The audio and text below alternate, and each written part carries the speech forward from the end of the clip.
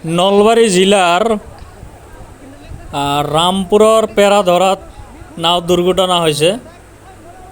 ৰাতিপুৱা 8টা বজাত স্কুললৈ আহোঁতে ছাত্ৰ ছাত্ৰী আহিছিল সেই নাওখন দুৰ্ঘটনা হয়। এতিয়ালৈকে 4-5জন মানে সন্ধানহীন হৈ আছে। এয়া আপোনালোকে দৃশ্য চাই আছে নলবাৰী জিলাৰ ৰামপুৰৰ পেৰাধৰা ওচৰত এনেকৈ নাও দুৰ্ঘটনা হৈছে। এতিয়ালৈকে 4-5জন মানুহ পোৱা যোৱা নাই, এতিয়াও সন্ধানহীন হৈ আছে 5জন। আজি ৰাতিপুৱা 8 বজাত নলবাৰী জিলাৰ পেৰাধৰাত নাও দুৰ্ঘটনা হৈ 5জন সন্ধানহীন হৈ আছে এতিয়ালৈকে। এয়া চাওক, আপোনালোকে চাই আছে